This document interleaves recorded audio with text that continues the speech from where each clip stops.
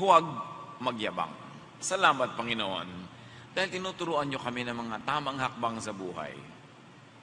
Salamat sa ibinibigay niyong buhay at sa karunungan para ang buhay na ito ay sulitin, pagandahin, at lubos na malas sa Panginoong pagpapala.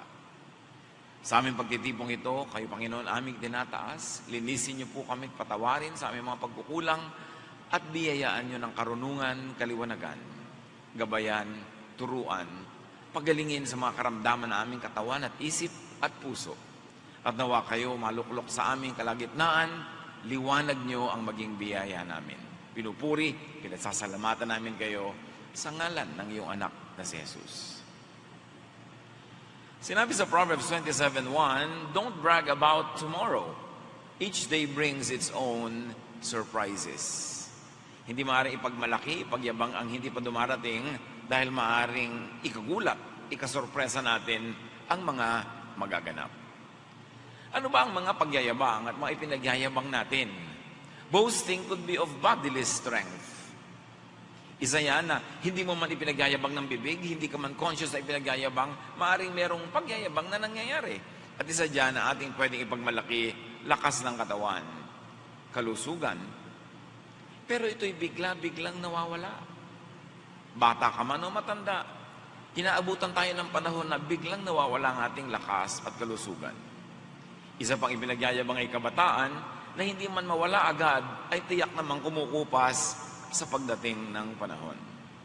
John 21:18, pakatandaan mo, nung bata ka pa, ikaw ang nagbibihis sa iyong sarili at pumupunta ka kung saan mo gusto.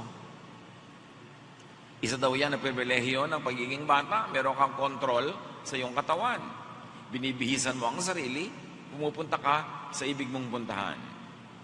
Ngunit pagtanda mo sa pagpapatuloy, iuunat mo ang iyong mga kamay at iba ang magbibihis sa iyo at dadalhin ka kung saan hindi mo gusto.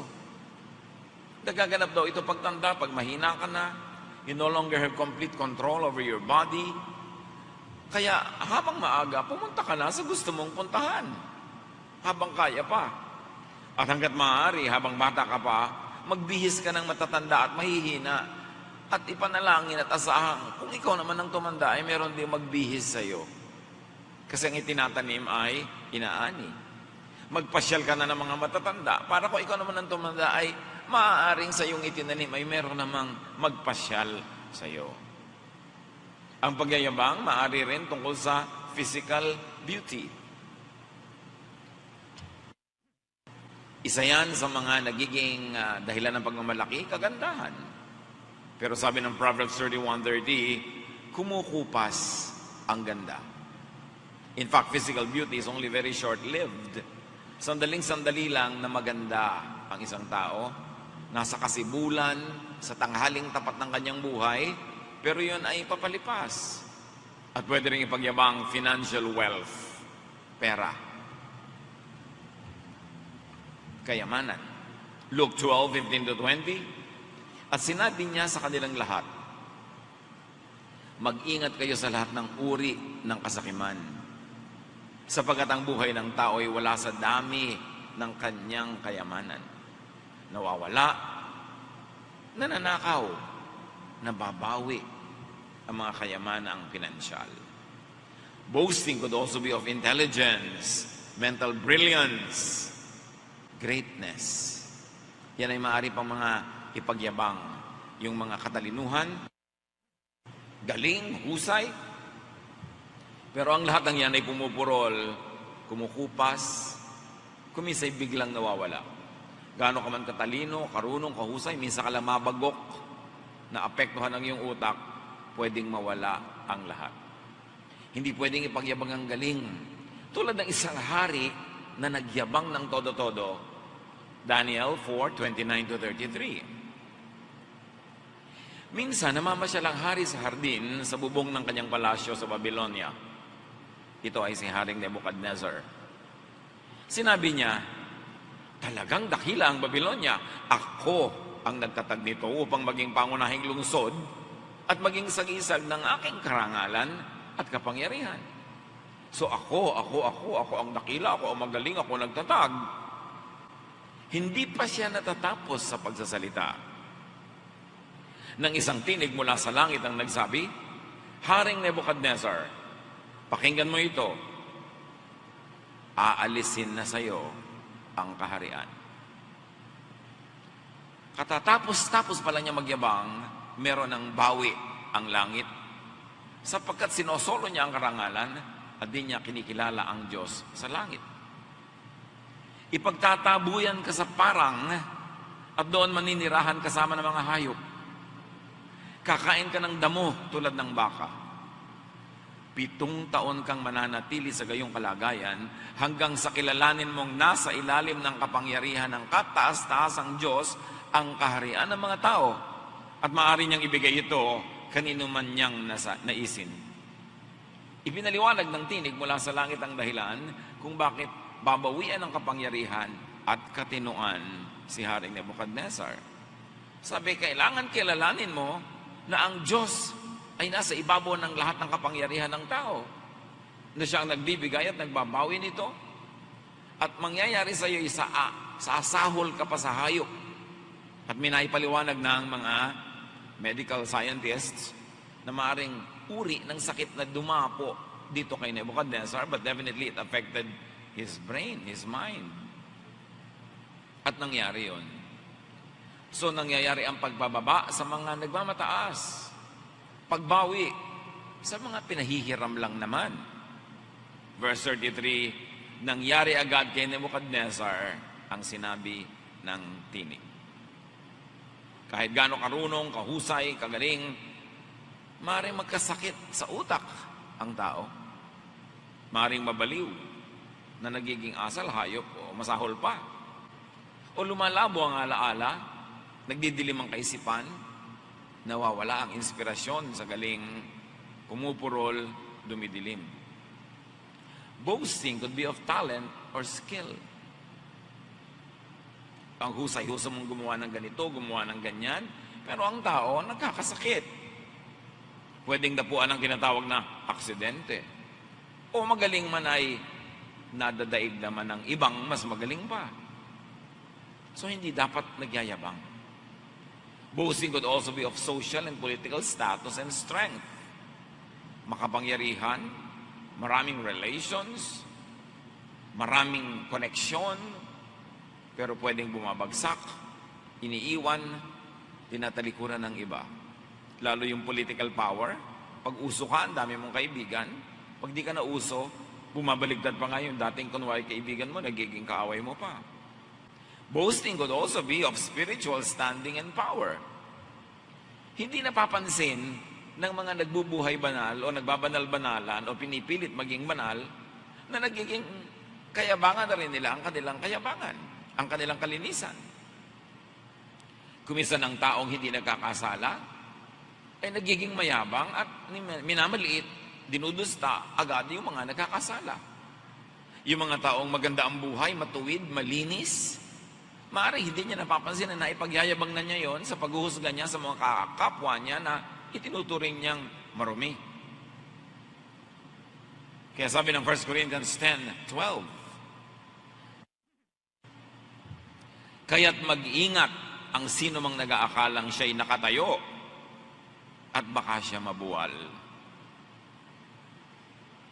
Kung nakatayo ka, magpasalamat ka sa Diyos, pero ihanda mo rin ang iyong loob sa posibilidad na pwedeng walang kaginsa-ginsa ay magwal ka. Kaya ang mga nakatayo, nananatiling nakatayo, dapat mabait sa mga nabubuwal. Kasi hindi mo alam kung kailan ikaw naman ang mabubuwal. Ang mga matuwid ay dapat na mahabagin, mabuti pa rin sa mga liko. Ang mga nabubuhay sa liwanag ay hindi dapat manlait ng mga nagtatago sa dilim. Those who live above the surface must never diminish the human value of those who fall in the cracks. Hindi dapat nagmamalaki. Lalong-lalo ang kabanalan, hindi dapat ipinagmamalakihan. Kasi hindi mo alam kung kailan biglang ikaw naman ang matatalo ng tukso. Dadapuan ng pagkakamali at igugupo ng kahinaan. Huwag kang naagad-agad na mamalo sapagkat ang iyong pamalong ginagamit ay maaring sa'yo naman gamitin kung ikaw ang dapat paluin. Lahat ay pinagmamalaking yan. All this could disappear in a flash. Tulad ng nangyari kay Job, na nakatala sa Job 1:13-21. Ang yaman-yaman niya, dami-dami niyang anak at mga manugang, napakarami niyang kaibigan, mapakalusog ng kanyang katawan, pero sa isang araw, nabawian ng lahat ng yaman, namatay ang lahat ng anak, ang mga kaibigan ay naglayuan sa kanya, at iniwan siya ng kalusugan, nabalot ng galis ang kanyang katawan mula tuktok ng ulo hanggang dulo ng daliri sa paa, at may kaisa-isang taong natira sa kanyang piling, ang kanyang asawa, na walang ginawa kundi siya ay guluhin at inisin. All in a day. Ang buhay ng tao pwedeng maiba sa loob lang ng isang araw. Kaya hindi dapat magmalaki.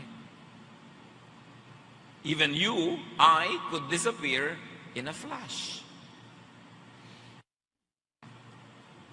Naglalakad ka lang, biglang nadaganan ka ng gumuhong building. Instantly, nakalibing ka na. Tinamaan ka ng kidlat. Tinamaan ka ng ligaw na bala. O bigla ka naka-atake sa puso. Walang pwedeng ipagmalaki ang tao. Hindi mo pwedeng sabihin, maraming akong gagawin sa buhay. Dahil sabi sa Luke 12:20, sinabi sa kanya ng Diyos, hangal, sa gabi ring ito'y babawian ka na ng buhay. Kanino ngayon mapupunta ang mga inilalaan mo para sa iyong sarili? Hindi masamang maglaan sa sarili. Ang minamasama dito ay yung yabang na akala mo walang katapusan ng buhay mo at ma-enjoy mo lahat pagdating ng panahon. Kaya ang lesson, meron ka mang inilalaan ngayon, meron ka mang mga tinatangkilik, meron ka mga tinatamasa, enjoyan mo na, i-share mo rin sa iba, glorify God, kasi hindi mo alam kung bukas buhay ka pa. Walang pwedeng ipagmalaki. Ang yabang na mga pinag-usapan natin ay madalas umuwi sa hatol ng Diyos o sa hatol ng kapwa. Kasi siyempre ayaw din ng tao sa kapwa-taong mayabang. Ang pagmamataas ay umuwi sa pagbababa. Ang liko ay umuwi sa pagtutuwid. Nangyayari ang likas at natural na pagbabalanse ng buhay. Kaya dapat, kung ayaw mong sapilitang mabalanse ka, ikaw na ang mag-balance sa sarili. Makahalata ka kung lumalabis ka na, ikaw na ang magbawas para hindi na langit pa ang magbawas. Nakakahalata kang yumayabang ka na yata, abay ibaba mo na agad ang iyong sarili kesa langit pa ang magpaluhod sa iyo para ka mapababa. Nakakahalata kang sobra ka ng nagmamalupit sa kapwa, magpakabait ka na kesa pilitin ka pa ng Diyos na maging mabait. Huwag magyabang. Iwasang magyabang and be blessed or stay blessed. Blessed ka na. Tapos magyayabang ka, di mawawala ang blessing.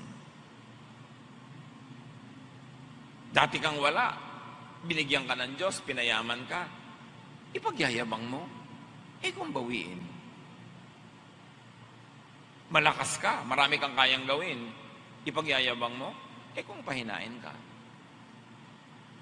The best way to be blessed or to stay blessed, huwag magyabang.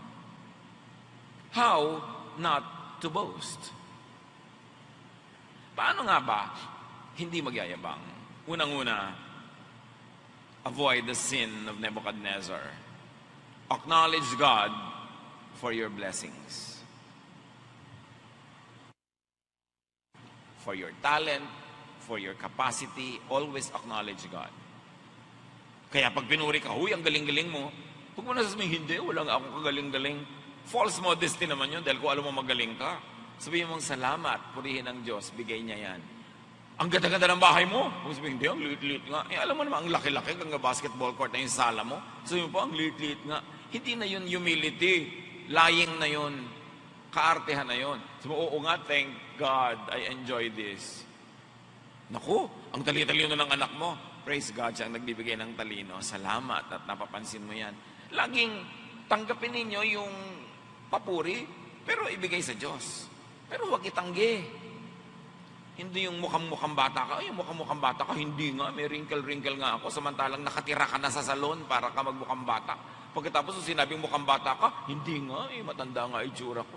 Kaartehan na yon. When people compliment you, be thankful. You say, thank you. Praise God. Ang galing-galing mo naman tumula, ang galing-galing mo kumanta, salamat po at purihin ng Diyos. Huwag yung hindi naman po ako magaling. Kasi hindi na effective yun. Nakakainis pa nga yung ganda ng arte. Be thankful to God. Thank God all the time. And honor God with your blessings. Pag kinikilala natin na ang pagpapala ay galing sa Diyos, lagi natin siyang pinararangalan. And how do you honor God with your blessings? Multiply the blessings.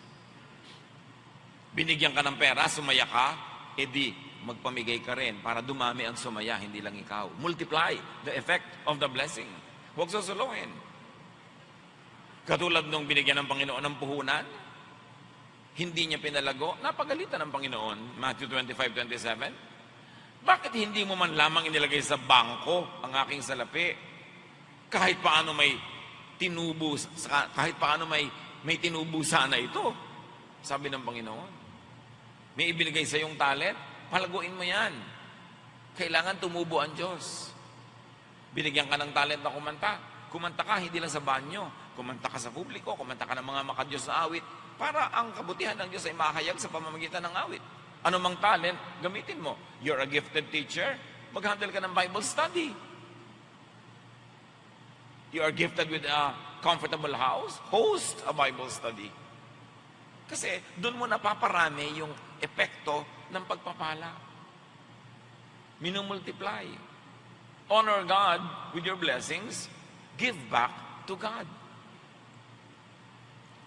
Kung galing sa Diyos, abay dapat ka magsukli. May ibinigay sa iyo, dapat bigyan mo siya ng tubo. Dapat ka mag-entrega sa Diyos. Kasi siya ang may bigay. Make at least correct offerings. Bakit dapat correct ng offerings? Because it is recognition of God as giver. Bakit napakahalag nagbabayad ka ng buwis? Sa gobyerno.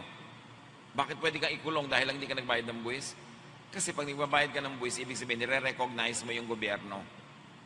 Kaya ang mayroong mga civil disobedience, ayaw na nag-recognize ang isang gobyerno, hindi sila nagbabayad ng buwis. Ngayon, nire-recognize mo ang Diyos. Nire-recognize mo siya ang nagbibigay ng lahat ng blessing, di nagbubuwis ka sa Kanya. Hindi dahil kailangan nyo ng Diyos, kundi kailangan nyo ng gawain ng Panginoon, o kaya kailangan mo yon para maalala mo lagi nabigay ng Diyos ang lahat, kaya dapat ka magbuwis. Genesis 28:22, ibabalik ko sa inyo ang 10 bahagi ng lahat ng ipagkakaloob ninyo sa akin. Kailangan ba ng Diyos yung 10? Hindi. Pero kailangan ng kanyang bahay dalanginan. At number 2, kailangan nung tumanggap ng pagpapala na ipaalala sa kanyang sarili na bigay lang yun ng Diyos at di niya dapat solohin. So there is a practical and there's a symbolic and a ceremonial value to giving back to God. Kaya sa Malakay 3:8-11, ang walang kamatayang teaching na ito, kausap ng Diyos ang bayan, ang tanong ko na matuwid bang pagnakawan ng tao ang Diyos? Hindi. Ngunit pinagnanakawan niyo ako. Sa paanong paraan? Sa mga 10 bahagi ng mga handog. Isinusumpa ko kayong lahat sapagkat ako'y pinagnanakawan ng buong bansa. Sabi ng Diyos. Dalhin ninyo ng buong buo ang inyong mga 10 bahagi sa tahanan ng Diyos upang matugunan ang pangangailangan sa aking tahanan. Subukin ninyo ako sa bagay na ito. Kung hindi ko buksan ang mga bintana ng langit at ibuhos sa inyo ang masaganang pagpapala. Hindi ko rin hahayaang salantain ng mga balang ang inyong mga pananim at mamumunga na ng sagana ang inyong mga ubasan. Yan ang sabi ng Panginoon. Naiinis ako sa inyo, dinadaya niyo ako. At huwag niyo akong inisin. Bigyan niyo ako ng kasiyahan at pagka hindi naman iba yung lalong kasiyahan ang tatanggapin niyo mula sa akin. So honor God. Do not boast and honor God with your blessings. Share with others. Tuwing may natatanggap ka sa Panginoon, huwag mong salohin, laging merong kaparte yung iba. Natutuwa siya. Matthew 25:35, sabi niya doon sa mga gagantimpalaan, sapagkat ako'y nagugutom at ako'y inyong pinakain. Ako'y nauuhaw at ako'y inyong pinainom. Ako'y isang dayuhan at inyong pinatuloy. Ano mang buti ang ginagawa natin sa kapwa is an act of high worship. Ang pagsamba ay hindi lang sa pag-awit, sa pagsayaw, sa pagdadasal. Napakataas na uri ng pagsamba ang paggawa ng mabuti, lalo sa mga hindi makakapagsukli, lalo sa mga sobrang kawawa at maralita, mahina. Yun ang kabutihan na kinikilala ng Diyos, na siya mismo ang beneficiary kasi mahal niya yung binigyan mo, edi siya yung tumatanaw, siya ngayon ang magbabalik. Napakahalaga. Hindi ka pwede magmahal sa Diyos nang hindi ka palabigay sa kapwa. Magandang test yun eh. Paano ko pa malalaman na meron akong totoong faith? Palabigay ka ba sa kapwa? Yun, isa sa mga palatandaan na meron kang tunay na pananalig. Honor God with your blessings by what? You should enjoy your blessings on time, in time. Yung on time, sa nakatakdang schedule. Yung in time, kung kailan nagkataon at dumating, enjoy the blessing. Naranasan nyo na ba na may niregaluhan kayo ng magandang damit, tapos hindi sinusuot, nasa cabinet lang? Niregaluhan nyo ng magandang plato, baso, hindi ginagamit, nasa cabinet lang? Niregaluhan nyo ng gamit na mahusay, ayaw gamitin dahil baka marumihan, baka dumumi, baka mabasag? Ikinakatuwa nyo ba yung ganon? O gusto nyo nakikita nyo yung ginagamit niya yung bigay nyo? Ganon ang Diyos. Yung bigay niya, gusto niyang makitang ine-enjoy natin. Dahil binibigyan tayo ng pagpapala para ating ma-enjoy, hindi para ating ilagay sa estante. In other words, appreciation is important. And one of the best ways to appreciate a gift is to put it to good use. So enjoy the blessings that God gives you. Ecclesiastes 3:1, ang lahat sa mundong ito ay may kanya-kanyang panahon. May kanya-kanyang oras. Kaya may oras ng pagtamasa, paglasap, pag-enjoy sa blessings ng Diyos. Huwag ipagyabang ang bukas. Anong ibig sabihin? Ay, next year na ako magpapahinga. Eh kung mamatay ka na next month, hindi ka na nakapagpahinga. O ayan, napahinga ka tuloy ng napakahaba. Huwag mo sabihin na magtitipid ako ng 10 taon, sa ika-11 taon, doon ako magbabakasyon. Yun ang pagyayabang. Sure ka, nasa 11th year, andyan ka pa. So what do? Because you respect time and the unpredictability of anything that can happen in life,